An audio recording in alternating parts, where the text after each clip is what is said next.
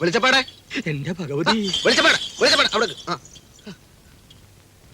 വാളിൽ സ്വർണം കെട്ടിക്കാനുള്ള ഉപായം പറഞ്ഞു തന്നത് ഞാൻ, എന്നിട്ട് പണിയിപ്പിച്ചത് വേറെ ആളെ കൊണ്ട്. നല്ല പരിപാടിയാണ്. അനാവശ്യം പറയരുത് ഭാസ്കര. ഭാസ്കരനെ കൊണ്ട് പണിക്കണമെന്ന് തന്നെ ഞാൻ വിചാരിച്ചിരുന്നത്. പക്ഷെ പണിക്കര് പറഞ്ഞു വേണ്ടാന്ന്. മോടെ കല്യാണം നടക്കാൻ വേണ്ടിയായിരുന്നു വഴിപാട്. ഞാൻ പ്രാർത്ഥിക്കുകയും ചെയ്തു. ഞാൻ പ്രാർത്ഥിച്ചാൽ നടക്കും. ഈ ചുറ്റുപാടിൽ സ്നേഹലതയെ തനിക്ക് കിട്ടുമെന്ന് എനിക്ക് വിശ്വാസമൊന്നുമില്ല. അയാളുടെ മനസ്സിൽ മറ്റെന്തോ പദ്ധതികളൊക്കെ ഉണ്ട്. ചില ആലോചനകൾ ഇവിടെ നടക്കുന്നുണ്ടെന്നാ എന്റെ അറിവ്. കല്യാണം വേറെ തീരുമാനിച്ചിട്ടൊന്നുമില്ലല്ലോ. തീരുമാനിക്കാൻ നിൽക്കുന്ന എന്തിനാടോ? ഇതൊന്നും അങ്ങനെ നീട്ടിക്കൊണ്ടുപോകാൻ പാടില്ല. അന്യോന്യം ഇഷ്ടമാണെങ്കിൽ ഇങ്ങ് വിളിച്ചിറക്കി പോരെ. ഞങ്ങളൊക്കെ ഇല്ലടോ നാട്ടിൽ. പക്ഷെ ചെന്ന് വിളിച്ചാൽ അവളിറങ്ങി പോരണം, ഇല്ലെങ്കിൽ നാറും.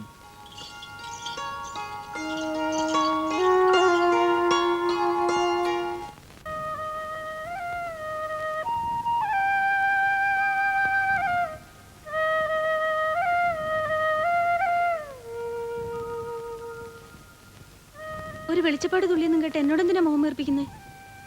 എന്റെ മനസ്സിലുള്ളത് ഞാൻ തുറന്നു പറയാം. സ്നേഹലതയെ വേറൊരാള് കല്യാണം കഴിക്കുന്നത് എനിക്ക് സഹിക്കില്ല. ഭാസ്കരേട്ടന്റെ കൂടെ എവിടെ വേണമെങ്കിലും ഇറങ്ങി വരാൻ ഞാൻ തയ്യാറാണ്. പക്ഷെ അതിനു മുമ്പ് സാവിത്രിയുടെ കല്യാണം കഴിയണം. പെങ്ങളുടെ കല്യാണം കഴിയുന്നതിന് മുമ്പ് ഞാൻ ഇറങ്ങി വന്നത് അത് തെറ്റല്ലേ? എന്തായാലും നമ്മുടെ കല്യാണം നേരെ ചൊവ്വേ നടക്കാൻ പോണില്ല. അതെനിക്ക് നല്ല ഉറപ്പാ.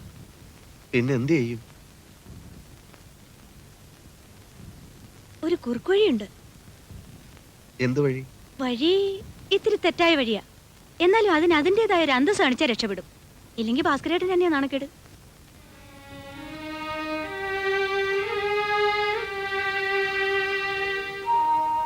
നീ കാര്യം പറ. അത്ര വലിയ ചങ്കുറപ്പുള്ള ആളാണെങ്കിൽ ഒരു താലിമാല ഉണ്ടാക്കി എന്റെ കഴുത്തിലിട്ടോ.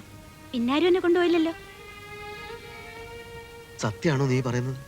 ഒരു നല്ല മാല ഉണ്ടാക്കി എന്റെ കഴുത്തിലിട്. അത് കാണുമ്പോ അച്ഛനും അമ്മയും അത്ഭുതപ്പെടണം. ആദ്യം കുറെ തല്ലും ചവിട്ടൊക്കെ ഉണ്ടാവും. അത് സാരമില്ല, ഞാൻ സഹിച്ചോളാം. പോരെ? നിനക്ക് ഇത്ര ധൈര്യം ഉണ്ടാവുമെന്ന് ഞാൻ വിചാരിച്ചില്ല സ്നേഹലത. ഓ, എത്ര വാശിയുണ്ടെങ്കിലും സ്വർണ്ണമെന്ന് കേൾക്കുമ്പോ അച്ഛന്റെ അമ്മയുടെ എതിർപ്പ് നിൽക്കും. അതിനും പോരുന്നൊരു മാലയായിരിക്കണം കേട്ടോ. ഒരു താലിമാലക്ക് എന്താ, ഒരു പവൻ പോരെ? അത് ഞാൻ തരാം. മതി, ധാരാളം മതി. ഒരു പവനും കൊണ്ട് അച്ഛന്റെ അടുത്തേക്ക് ചെന്നാലേ അച്ഛൻ അത് ഒറ്റ നോട്ടത്തിൽ ഉരുക്കും. കാര്യം നടക്കണമെങ്കിൽ ഭാസ്കരേട്ടൻ കുറച്ച് ചെലവ് ചെയ്തേ പറ്റൂ. ചുരുങ്ങിയത് 10 പവനെങ്കിലും വേണം. 10 പവനോ? 10 പവന് പണം അത്ര വരും എന്നറിയോ സ്നേഹലതയ്ക്ക്? ആ, എന്നാ നമുക്ക് ദാരിദ്ര്യം പറഞ്ഞുകൊണ്ടിരിക്കാം.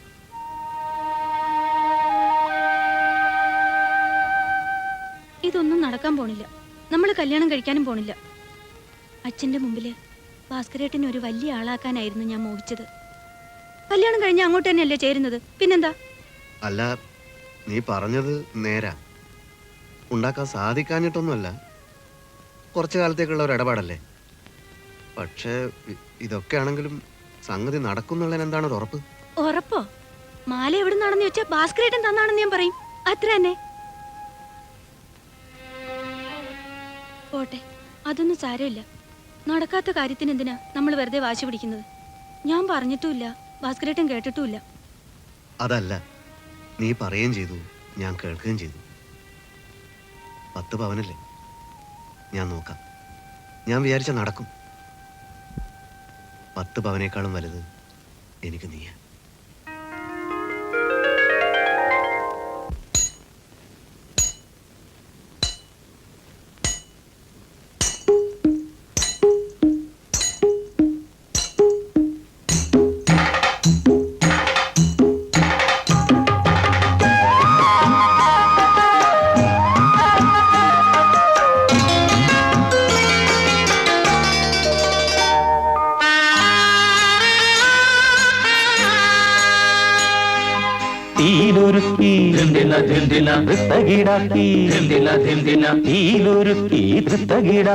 ചേലൊത്തൊരു മാല തീർക്കാൻ ഏത് പൊന്നിന്റെ തട്ടാരേ, ഏത് പൊന്ന്, ഏത് പൊന്ന്, ഏത് പൊന്ന്, ഏത് പൊന്ന്, തീലുരുക്കി തകിടാക്കി ചേലൊത്തൊരു മാല തീർക്കാൻ ഏത് പൊന്നിന്റെ തട്ടാരേ,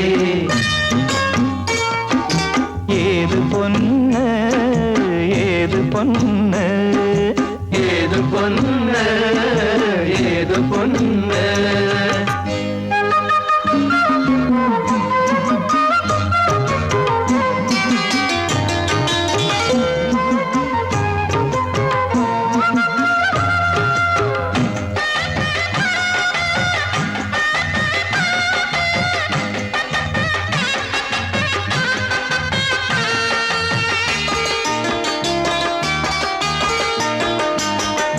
മനസ്സിലുണ്ടേ മോഹമെന്നൊരു മണിച്ചിത്താറാവ്, അതിനെ തവിട് കൊടുത്തു വളർത്തി തട്ടാര്.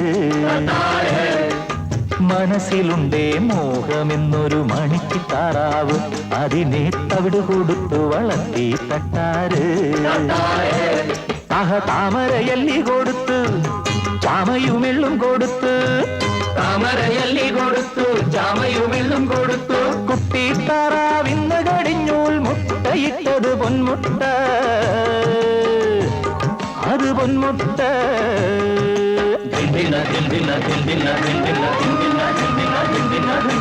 ഈലൊരുക്കി തകിടാക്കി, ഈലൊരുക്കി തകിടാക്കി, ചേലത്തൊരു മാല തീർക്കാൻ ഏത് പൊന്നിന്റെ തട്ടാരേ, ഏത് പൊന്ന്, ഏത് പൊന്ന്, ഏത് പൊന്ന്, ഏത് പൊന്ന്.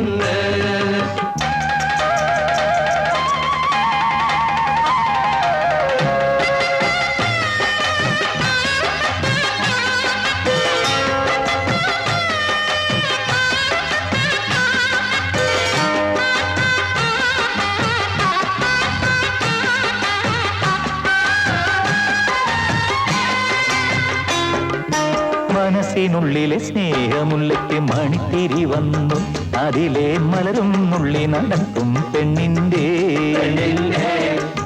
മനസ്സിനുള്ളിലെ സ്നേഹമുള്ളിക്ക് മണിത്തിരി വന്നു, അതിലെ മലരും നുള്ളി നടക്കും പെണ്ണിന്റെ. അഹമാണിക്ക കൈവീരൽ തട്ടി മോതിര കൈവീരൽ മുട്ടി, മാണിക്ക കൈവീരൽ തട്ടി മോതിര കൈവീരൽ മുട്ടി. കണ്ണും നടച്ചു തുറക്കും മുമ്പേ കാണായി വന്നത് പൂപ്പൊന്ന്, അത് പൂപ്പൊന്ന്.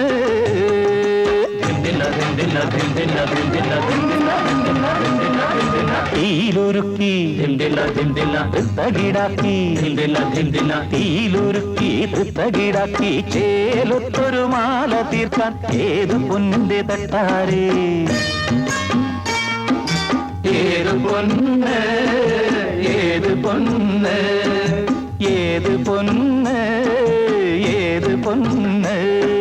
തീയിലൊരുക്കി തകിടാക്കി, ചേലൊത്തൊരു മാല തീർക്കാൻ ഏത് പൊന്നിന്റെ തട്ടാരേ, ഏത് പൊന്ന്, ഏത് പൊന്ന്, ഏത് പൊന്ന്, ഏത് പൊന്ന്.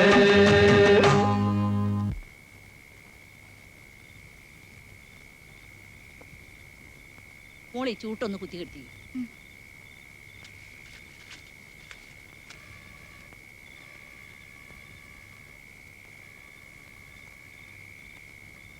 ഏട്ടനും വരായിരുന്നില്ലേ പുലിക്കളി കാണാൻ? എത്ര പുലികളായിരുന്നു? ഇവിടെ അതിനേക്കാളൊക്കെ വലിയൊരു പുലിയാ ഈ നെരിപ്പോടില്. എന്താ? ഒരു മാല 10 പവനാ മോളെ. ഇത് തീർന്നാൽ ഇവിടെ ഒരു ഭൂമി കുലുക്കം ഉണ്ടാവും. ആ കുലുക്കത്തില് ഈ നാട്ടിലെ ആളുകളും ശരിക്കൊന്ന് കുലുങ്ങും. ഏട്ടനും കുലുങ്ങോ? ഞാനല്ലേ കുലുക്കുന്നത്. ഭഗവതി സർവമംഗളമംഗല്യേ ശിവേ സർവാർത്ഥ സാധികേ ശരണേ ത്രയംബകേ ഗൗരി നാരായണ അമ്മേ,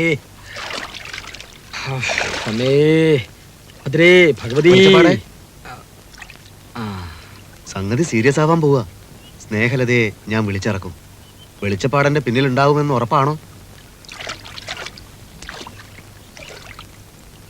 അവള് വരുന്നുറപ്പാണോ? ഉറപ്പാണോന്നോ? പണിക്കര് കൊണ്ടുവന്ന് മുന്നിൽ നിർത്തും, എന്നിട്ട് രക്ഷിക്കാൻ പറയും. ഞാനും പണ്ട് ഒരുത്തിയെ ഇങ്ങനെ വിളിച്ചതാ. വിളിച്ചവൾ ഇറങ്ങി വരാത്തത് കൊണ്ടാ ഞാൻ വെറും ഒരു വെളിച്ചപ്പാടായത്. ആ ഗതി നിനക്കുണ്ടാവരുത്. നേരാവണ്ണം വരാനുള്ള ഒരു വഴി ഞാൻ ഉറപ്പിച്ച് വെച്ചിട്ടുണ്ട്. വെളിച്ചപ്പാടേ, ഞാനും ഒരാണാ. അതൊക്കെ മോശല്ലേ? സംഗതി ഏകദേശം കെട്ടിയോ? ആ, കെട്ടിക്കൊണ്ടിരിക്കുന്നു. കൂടെ നിന്നോളണം. ഏറ്റു മോനെ, ഏറ്റു. ഞാൻ ഇപ്പോഴേ ഉറയണോ? പറ.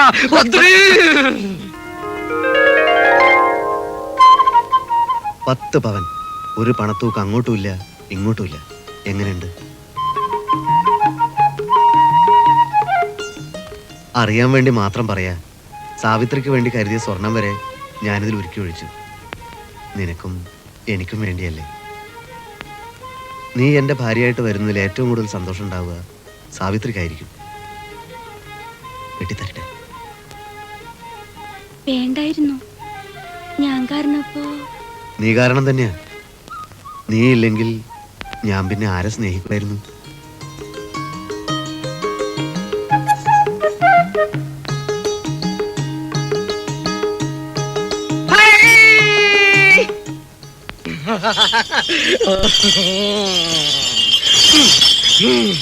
ഭർത്താവിന്റെ അസുഖം വേഗം മാറും. എന്താ പോരെ? മരണം പലതവണ വരും, വന്നാലും വന്ന പോലെ പോവും. എന്നാലും എവിടെയോ ഒരു അപകടം കാണുന്നു. മൂത്ത മകന്റെ മേലെ ഒരു കണ്ണുണ്ടാവുന്നത് നന്ന്. ഭഗവതി, ഭയപ്പെടണ്ട, ഞാൻ കാവലുണ്ട്. എന്താ പോരെ? മതി, ഉം, മതി. ദക്ഷിണ വയ്ക്കുക, ഇടിക്കുന്ന നല്ല നോട്ട് വയ്ക്കുക. ഇനി 10ന്റെ ഉള്ളു. 10 10. ആ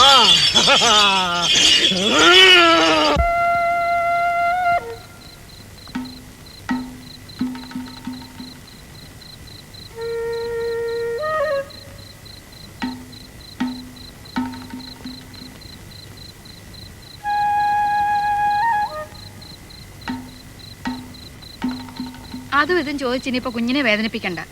അവൾ എന്നോട് എല്ലാം പറഞ്ഞു. ശംഭോ മഹാദേവ നാരായണ.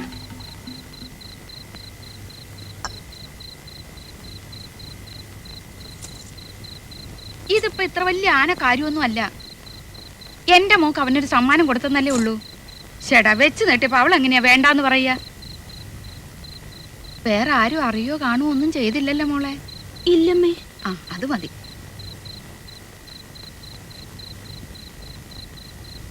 അവൻ അല്ലെങ്കിലും നല്ലവനാ, എനിക്കറിയാം. അവന്റെ നല്ല മനസ്സിന്റെ ഒരു ഗുണം കണ്ടില്ലേ? 10 പവനെന്ന് പറഞ്ഞപ്പോ ഞാനങ്ങ് അന്തിച്ചു പോയി. പിന്നൊരു ധൈര്യത്തിനങ്ങ് വാങ്ങിയെന്നേ ഉള്ളൂ. എനിക്കൊന്നും ഓർമ്മയില്ല അച്ഛാ. ഇതൊക്കെ ഒരു സഹോദര സ്നേഹമാണെന്ന് കരുതിയാ മതി. സഹോദരനാവാൻ ഒരേ വയറ്റിന്ന് തന്നെ വീഴണമെന്നൊന്നുമില്ലല്ലോ. ഉണ്ടോ? ഓ എന്തിന്? 10 പവൻ കൃത്യായിട്ടുണ്ട്. ശരിക്കും പറഞ്ഞ അവൻ സഹോദര സ്നേഹമുള്ള ദാനശീലനായ ഒരു തട്ടാന. ഒരു കൈ വാങ്ങുന്നത് മറു കൈ അറിയരുതെന്ന പ്രമാണം. അതുകൊണ്ട് ഇവളിത് വാങ്ങിയത് ഇവള് പോലും അറിഞ്ഞിട്ടില്ല. എന്താ ഭാഗീരഥിക്ക് ഓർമ്മയുണ്ടോ എന്ന് എനിക്കറിയില്ല. എനിക്കൊരു 17-18 വയസ്സ് പ്രായമുള്ളപ്പോ നമ്മുടെ ആ വാര്യത്തെ സൗദാമിനിയോട് എനിക്കും തോന്നി ഇതുപോലൊരു സഹോദര സ്നേഹം. ആ സ്നേഹത്തിന്റെ പുറത്ത് ആ കുട്ടിക്ക് ഞാൻ ചെറിയൊരു സമ്മാനം കൊടുത്തു. ആളുകൾ എന്തൊക്കെയാ പറഞ്ഞുണ്ടാക്കിയത്. സഹോദര സ്നേഹമായിരുന്നു എന്ന് നമുക്കല്ലേ അറിയാറുന്നുള്ളൂ. ചിരിക്കല്ലടി. അവനിത് തന്നൂന്നും വെച്ച് ഇനി നീ ശൃംഗരിക്കാൻ വേലിക്കോട്ട് ചെന്നാ അരിഞ്ഞ് ഞാൻ തോട്ടിലെറിയും. അയൽവക്കത്തൊരു തട്ടാനുള്ളത് പണിക്കന്മാർക്ക് ഒരു ഐശ്വര്യാണെന്ന് കരുതിയാ മതി.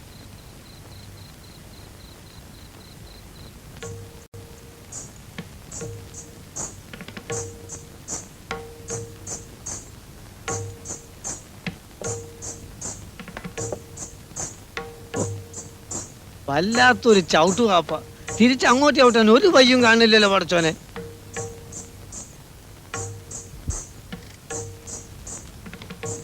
ആ എന്താ മാധവൻ നായരെ? വരിക. ഒരു ചായയും 1-2 പഴവും. നൃത്തം പൊടിക്കണ്ടല്ലോ അവക്കറേ. ആ കുറേം കൂടി കഴിയുമ്പോ ഇവിടെ മുഴുവൻ തവിട് കൂടിയാവും. പൊടിയേറ്റടോ. പെണ്ണുങ്ങളുടെ ചവിട്ട് കൊണ്ട് പൊടിയുന്നത് ഒരു സുഖല്ലേ? എന്താ പണിക്കിരുന്ന് വലിയ സന്തോഷത്തിലാണോ? എങ്ങനെ സന്തോഷിക്കാതിരിക്കടോ? എന്റെ ജീവിതത്തില് പ്രധാനമായും 2 ആഗ്രഹങ്ങളെ ഉണ്ടായിരുന്നുള്ളൂ. ഒന്ന്, എന്റെ മോള് സ്നേഹലതയെ ഒരു ഗൾഫുകാരനെ കൊണ്ട് കല്യാണം കഴിപ്പിക്കുക. അത് ഏതാണ്ട് ഒത്തു വന്നിട്ടുണ്ട്. മറ്റൊന്ന്, എത്ര കഷ്ടപ്പെട്ടിട്ടായാലും അവൾക്കൊരു 10 പവന്റെ മാല പണിയിച്ചു കൊടുക്കുക. ഒരു കൂട്ടി വെച്ചതൊക്കെ എടുത്ത് അതും ഞാൻ അങ്ങ് ഒപ്പിച്ചു. എങ്ങനെയുണ്ട്? അസലായിട്ട് 10 പവനാ. ഓഹോ, നേരോ നോക്കട്ടെ. എന്നാലേ ഒരു 15ന്റെ മതിപ്പുണ്ട് ഇല്ല ഭാസ്കര?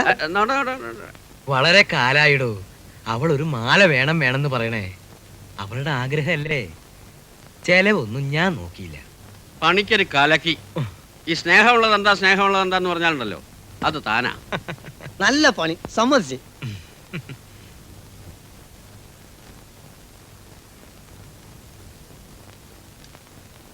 തന്നെ കൊണ്ട് പണിയിക്കണമെന്നാ വിചാരിച്ചിരുന്നത്. അതിനിടയില ഭാഗീരഥയുടെ ഒരു സ്വന്തക്കാരി വീട്ടിൽ വന്നു. അവരുടെ അയൽവക്കത്ത് നല്ല തങ്കം പോലത്തെ ഒരു തട്ടാനുണ്ടെന്ന് പറഞ്ഞു. അത് കേട്ടപ്പോ സ്നേഹത പറഞ്ഞു അവൻ മതി. അവൾക്കൊരാലോചന വന്നിട്ടുണ്ടേ. ഞാൻ അതിന്റെ തിടുക്കത്തിലാ. ആ താനൊന്ന് വന്നേ, ഒരു കാര്യമുണ്ട്. എനിക്കിടോ വരിക.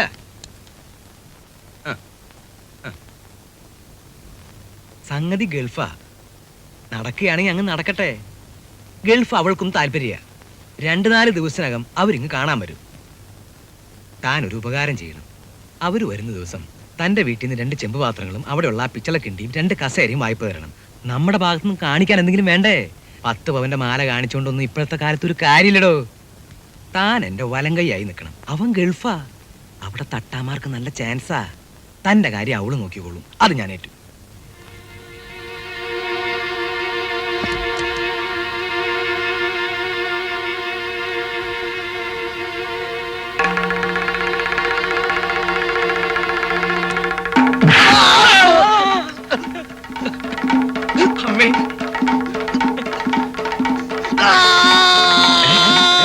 എന്താ എന്താ എന്താ എന്താ എന്ത് പറ്റി? എന്താ ഭാസ്കര? ഇത് അപസ്മാരാണെന്നാ തോന്നുന്നത്. എന്താ എന്താ ഉണ്ടായത്? സാരമില്ല, ഒരു ചെറിയ തലയിട്ടില്ല. ടീച്ചർ പോയി തുള്ളിക്കോളി, ഇത് നമ്മളായിക്കോളാം.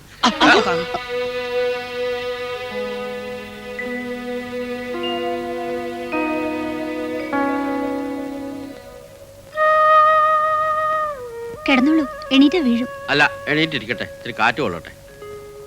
ഇതിങ്ങനെ എപ്പോഴും ഉണ്ടാകാറുണ്ടോ? ഞാനിത് ആദ്യമായിട്ട് കാണുക. ആ പണിക്കര് ഏതാണ്ട് പറഞ്ഞിട്ട് പോണേ കണ്ടു, ഭാസ്കരൻ വീടും കണ്ടു. ഇപ്പൊ തലയിട്ടിലുണ്ടോ ഭാസ്കര? ഇതെന്ത് ജോലിയാണ് നേരെ? തലറ്റെണ്ട് ഇങ്ങനെ കുത്തിരിക്കോ? അപ്പം മുകൂലേ?